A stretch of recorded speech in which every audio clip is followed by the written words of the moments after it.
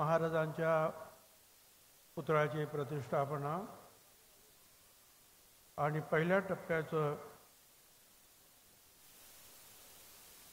लोकार्पण सोहळा आज साजरा करतो आहोत आपण। त्यासाठी राज्याचे लाडके उपमुख्यमंत्री आदरणीय अजितदादा पवार खास करून या कार्यक्रमासाठी आलेले आहेत। खरं म्हणजे नावांची लिस्ट माझ्याकडे खूप मोठी आहे, जवळजवळ 2-3 पानाची लिस्ट आहे, 3 पानाची। त्याच्यामुळे मी आपल्या सगळ्यांचं नाव घेतलं सन्मानानं असं आपण समजा, परंतु शिवशाहीर डॉक्टर चंदन शिवे, त्याच्यानंतर परत ज्यांचा कार्यक्रम आहे ते सुप्रसिद्ध गायक आदर्श शिंदे, अभिनेते अविनाश नारकर, अभिनेत्री ऐश्वर्या नारकर, अभिनेते भूषण प्रधान आणि सर्व माझ्या बांधवांनो, भगिनी आणि मातांनो, आज महात्मा गांधी जयंती आणि त्याचबरोबर लाल बहादूर यांची सुद्धा जयंती। या निमित्तानं या दोन्ही महनीय व्यक्तींना प्रणाम करतो, आदरांजली अर्पण करतो। खरं तर जे आहे, आतापर्यंत आपण बरीच कामं इकडे केली। मी इथे आमदार झाल्यानंतर आपल्या या येवल्याचे सुपुत्र 1857च्या स्वातंत्र्य लढ्याचे सेनापती तात्या टोपे यांचा अर्धपुतळा गावामध्ये आतमध्ये आहे, पण आपण बाहेर जो आहे असाच ब्रॉन्झचा जो आहे मोठा पुतळा आपण बनवला। मुक्तिभूमी आपण साकार केली। बाबासाहेब आंबेडकरांचा पूर्णाकृती पुतळा, भगवान गौतम बुद्धाचा 22 कोटी पुतळा, स्तूप,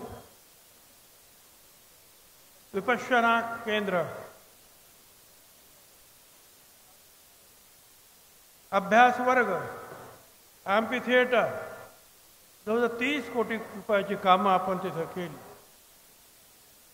आपल्याला कल्पना आहे या येवल्यामध्ये गणेश विसर्जनाच्या दिवशी येवल्यामध्ये असलेल्या एका विहिरीमध्ये सगळं निर्माल्य आपण टाकत होतो आणि तिथेच गणेशाच्या मूर्तींचं सुद्धा जे विसर्जन होत होतं आणि दरवर्षी आपण ते साफ करायचो।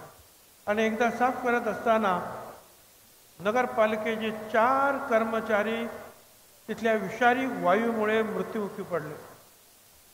आणि मी हे जेव्हा पाहिलं त्यावेळेला माझ्या मनामध्ये कल्पना आली आणि आपण अहिल्या देवींच्या नावानं घाट बांधला। तिथे अहिल्या देवींचा पुतळा आपण बसवला आणि मोठ्या त्या घाटावर आज फार मोठ्या प्रमाणावर गणेश विसर्जनाच्या मिरवणुका येत आहेत आणि गणेश विसर्जनसुद्धा तिथे पार पडतात। महात्मा फुले नाट्यगृह, तिथे महात्मा फुले आणि सावित्रीबाई फुले यांचा अर्धपुतळा, प्रशासकीय इमारती इत्यादी अशा अनेक गोष्टी ज्या आहेत आपण ज्या निर्माण केलेल्या आहेत। शिवसृष्टीचं आपल्याला आता काम पाहायला मिळेल। आपल्याला विनंती आहे, ज्यांना पाहायला मिळेल त्याने जरूर पहा, परंतु अजून काम बाकी आहे। याचं कारण असं आहे, मध्ये जे आहे अनेक पाण्याचे फवारे, फाउंटन्स वगैरे या सगळ्या गोष्टी होणार आहेत।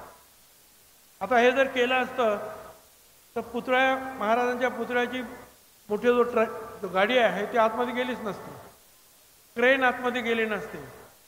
त्यामुळे ते करणं अगोदर भाग पडलं आणि मग आता ती प्रतिष्ठापना झालेली आहे, बरंचसं काम झालेलं आहे। 100 राजस्थानचे कारागीर गेले 1 महिनाभर इथं काम करतात आणि 2-3 महिने 4 महिने झाले आहेत ते त्यांच्या राजस्थानमध्ये सगळ्या वेगवेगळ्या दगडाला कार्विंगचं काम, त्याची घडणावळ करण्याचं काम करतात आणि स्थानिक 200 लोक असे 200 लोक काम करतात. काही लोक म्हणतात घाई काय आहे, घाई काय आहे, मला हे कळत नाही.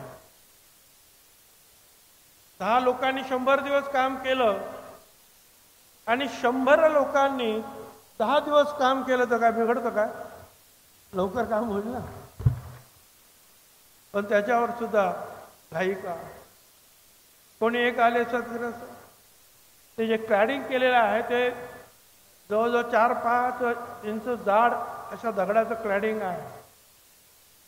त्याने सांगितलं की इथे फेविकॉलने का नाही तुम्ही चिटकवत? मग ते आमच्या राजस्थानच्या कलाकारांनी सांगितलं ते फेविकॉलने चिटकवण्याचं काम नाही आहे. त्याला पाठीमागे असे खिळे आहेत त्या प्रत्येक क्लॅडिंगला आणि एक विशिष्ट केमिकल लावून त्या खिळ्यांसहित त्या भिंतीमध्ये ते सगळं फिक्स केलेलं आहे. एकूणच आपण तिथं पाहिलं तर प्रचंड काम. तिथे संगमरवरी त्याच्या मार्बलवर वेगवेगळ्या ही जी सेनापती आपण पाहिलं त्या सेनापतींची छायाचित्र कोरली जाणार आणि त्याच्या खाली जे आहे त्यांची संपूर्ण माहिती असणार आहे. ऑडिओ, व्हिडिओ हे सगळं काय त्या बुरुज वगैरे केलं त्या ठिकाणी आहे. आता सुद्धा एका बुरुजामध्ये जे आहे मोठ्या प्रमाणावर शस्त्रास्त्र जे आहेत पाहण्यासाठी ठेवलेले आहेत. परंतु आता लवकरच पुन्हा काम सुरू होईल त्यावेळेला धूळ उडणार आहे, खोदकाम होणार आहे, त्याच्यातून जे आहे फवाऱ्याचं काम होणार आहे. त्यामुळे थोडासा आपल्याला वेळ द्यावा लागेल. महिन्या 1.5 महिन्यामध्ये तेही काम पूर्ण होईल. परंतु ह्या येवल्यामध्ये आपण अनेक कामं केली. त्या कामाची उजळणी करण्याचं काही कारण मला वाटत नाही. पण द्रष्ट लागेल असं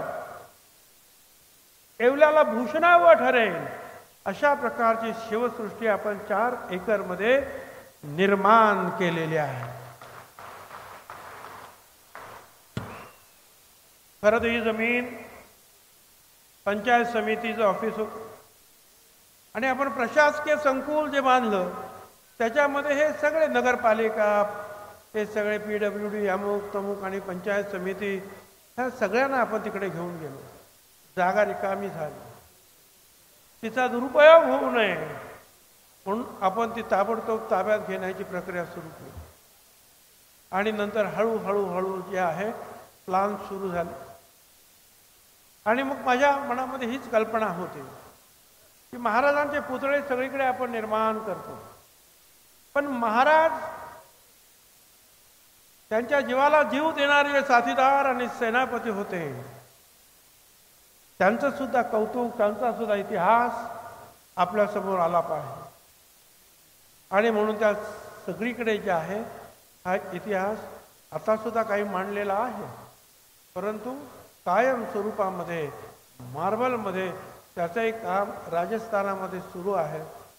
तिथे झाल्यानंतर ते पुन्हा सगळं बसवलं जाणार आहे. अतिशय मजबूत असं पत्थराचं काम जे आहे हे सगळं आहे. पोकळ काही नाही आहे तिथे, पोकळ गप्पा सुद्धा नाही. मजबूत पायावर सगळं उभा आहे. खांब सुद्धा मजबूत आहे, दगडी खांब. हे बुरुज आपण पाहिले भव्य, हे सगळं पाहिल्यानंतर माझी खात्री आहे 1 महिन्यानंतर अख्खा महाराष्ट्र जे आहे शिवसृष्टी पाहण्यासाठी लोटल्याशिवाय राहणार नाही. त्या दिवशी मुख्यमंत्री आणि उपमुख्यमंत्र्यांच्या हस्ते नाशिकमध्ये महात्मा फुले आणि सावित्रीबाई फुल्यांचा जो आहे अर्धपुतळे त्याचं अनावरण झालं. अर्धपुतळे देशातले सगळ्यात मोठे. आज सुद्धा रात्री 12-1 वाजेपर्यंत पिकनिक पॉइंट सारखे लोक तिथे येतात, सेल्फी काढतायत, दर्शन घेत आहेत. अगदी तशाच प्रकारे जे आहे पर्यटन वाढीसाठी सुद्धा त्याचा उपयोग होणार आहे. पैठणीसाठी येतात लोक, पण ते तिथे सुद्धा येतील, पाहतील, मुक्तिभूमी पाहतील. अनेक ज्या गोष्टी ज्या आहेत त्या पाहते. अजितदादांना त्यांनी सांगितलं किती खर्च झाला, किती लागणार, आणि त्यांनी सांगितलं जे पैसे अजून आले नाहीत त्या पैशाची जबाबदारी जी आहे त्यांनी सांगितलं की मी माझी जबाबदारी आहे की सगळे पैसे तुम्हाला वेळेवर येतील. तुम्ही काम कुठल्याही परिस्थितीमध्ये थांबवू नका, लवकरात लवकर पूर्ण करा. आणि यासाठी मुख्य अभियंता प्रशांत आवटी, अधीक्षक अभियंता अरुंधती शर्मा, कार्यकारी अभियंता विलास आव्हाड यांचं सहकार्य, मूर्तिकार बाळकृष्णराजे पांचाळ, नंदकिशोर पांचाळ यांचे आभार, वास्तू विशारद आर्किटेक्ट सारंग पाटील, मक्तेदार पंकज काळे, सगळ्यांनीच मेहनत घेतली. आता मी फक्त एक कल्पना मांडली, पण ती कल्पना प्रत्यक्षात आणण्याचं काम महत्वाचं जे आहे ते सगळी जी काही युक्ती बुद्धी जे काही आहे आणि श्रम ते अर्थातच समीर भाऊ भुजबळांचे आहे. त्यांच्या जोडीला अर्थात दिलीप खैरे हे होते. आमचे वसंतराव पवार, त्यांच्याकडे जबाबदारी दिली. त्यांनी रोज सकाळ संध्याकाळी तिथे जायचं, काम बंद पडता कामा नये. अडचण काय असेल तर आम्हाला सांगायचं, ते त्या कामावर देखरेख करतायत. अशा रीतीनं जे आहेत हे सगळं काम जे आहे आपण करतो आहोत. आता आपल्या सगळ्यांसमोर जे आहे एक छोटी नाटिका तिथं सादर केली आणि त्याच्यामध्ये आपल्याला सगळ्यांच्या लक्षात आलं महात्मा ज्योतिराव फुल्यांनी छत्रपतींची समाधी शोधून काढली आणि एवढंच नाही, शिवजयंती सुद्धा सार्वजनिक रीतीनं महात्मा ज्योतिराव फुल्यांनी सुरू केली. त्याचा इतिहास आपल्याला कदाचित अजितदादा सुद्धा सांगते. आणि अशा कुळवाडी भूषण शेतकऱ्यांचा कैवारी, मानवतावादी, बहुजनवादी, उत्तम राजकारणी, युग धुरंधर, रयतेचा राजा, बहुजन प्रतिपालक, समतावादी आणि अन्यायाविरुद्ध बंड पुकारणारे असे श्री छत्रपती शिवाजी महाराज यांना मी मानाचा मुजरा करतो. पण तुम्ही आम्ही तर मुजरा करणार, पण जग काय म्हणतं त्यांच्याबद्दल? Alexander, Napoleon Bonaparte, Julius Caesar हे जगविख्यात असे योद्धे होऊन गेले आणि त्यांच्यापेक्षा काही कित्येक पटीनं आपला छत्रपती शिवाजी महाराज हा राजा त्यांच्यापेक्षा कितीतरी मोठा होता. मुंबई लंडनच्या इंग्रजांच्या पत्रव्यवहारामध्ये 16 जानेवारी 14 फेब्रुवारी 1678च्या अलेक्झांडर द ग्रेट, सीझर आणि हॉर्नेबल या पराक्रमी शूरवीरांबरोबर महाराजांची तुलना करण्यात आली. खाफी खान हा मुस्लिम, हा औरंगजेबाचा इतिहास इतिवृत्तकार त्यावेळेचा, तो शिवाजी महाराजांचा कट्टर द्रष्टा होता. पण तोही महाराजांबद्दल म्हणतो, शिवाजीने सार्वकाळ स्वराज्यातील प्रजेचा मान राखण्याचा प्रयत्न केला. लज्जास्पद कृत्यापासून तो सदैव अलिप्त राहिला. मुसलमान स्त्रियांच्या अब्रूला तो दक्षपणे जपत असे. मुसलमान मुलांचेही त्याने रक्षण केले. या बाबतीत त्यांच्या आज्ञा कडक असे. जो कोणी या बाबतीत आज्ञाभंग करील त्याला कडक शासन. स्त्रियांचा आदर, परधर्माबद्दल सहिष्णुता महाराजांबद्दल मध्ये होती. आपल्या सगळ्यांना माहिती आहे, रांझ्याच्या पाटलानं ज्या वेळेला अत्याचार केला त्यावेळेला महाराजांनी हुकूम सोडला, राजाचा पाटील असेल पण त्याला माझ्या समोर त्याचा चौरंग करून हजर करा. त्या अत्याचारी माणसाचे हात पाय छाटून महाराजांच्या समोर त्याला हजर करण्यात आलं. असे हे सगळे जे आहेत. आणि मग महात्मा फुले यांनी पहिला पोवाडा महात्मा ज्योतिराव फुल्यांनी लिहिला. दुसरा पोवाडा मुस्लिम शाहीर अमर शेख आणि या सगळ्याचं गायन केलं अण्णाभाऊ साठे यांनी जगभरामध्ये. ही सगळी लहान लहान माणसं, पण त्यांनी महात्मा ज्योतिराव म्हणतात, सोसिले उन्हात आणाला भ्याला नाही पावसाला, डोंगर कंगर फिरला यवन जेरीचा आणला, लढवी अचाट बुद्धीला अचंबा भूमीवर केला, बाळगी जरी संपत्तीला तरी बेताने खर्च केला, वाटणी देई शिपायाला लोभ द्रव्याचा नाही केला, राजा क्षेत्रांमध्ये पहिला नाही दुसरा उपमेला, दुसरा उपमेला राजा नाही, असं महात्मा ज्योतिराव फुले म्हणतात. पुढे म्हणतात, अतिमहारथी क्षत्रियाचा बाळ यवनांचा काळ त्रेतायुगी, स्वभाव तो शूर रणी भिडणार, लढे आणि वार देशासाठी. मराठीत शिवालयावर अनेक चरित्रपद ललित पुस्तकं उपलब्ध आहेत. सत्यशोधक कृष्णाजी केळुसकर, नरहर कुरुंदकर, बाबासाहेब पुरंदरे, रणजित देसाई, वसंत कानेटकर, सेतू माधव बगडी, देवी काळे, वासी बेंद्रे, गजानन मेहेंदळे, गोविंदराव पानसरे, जयसिंगराव पवार अनेकांनी छत्रपती शिवरायांबद्दल आपली मतं मांडलेली आहे. पण त्या सगळ्यांच्या अगोदर पहिलं पुस्तक जर कोणी छापलं तर ते सुद्धा महात्मा ज्योतिराव फुल्यांनी मराठीमधलं पहिलं पुस्तक जून 1869 मध्ये ते पुस्तक प्रसिद्ध झालं.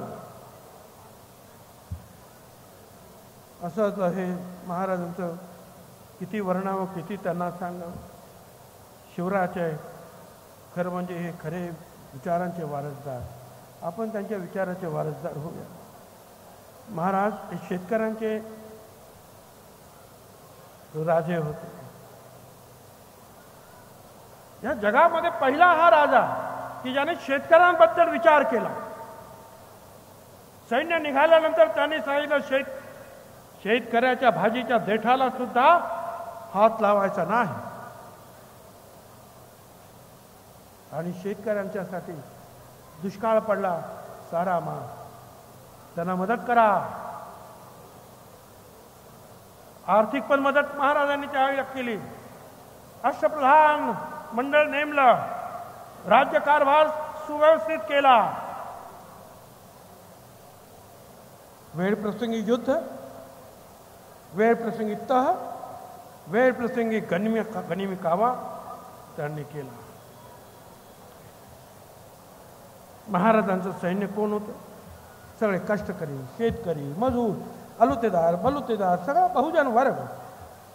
त्यामुळे महाराज लढाई सोबतच या सर्वांच्या 2 वेळच्या जीवनाची काळजी घ्यायची.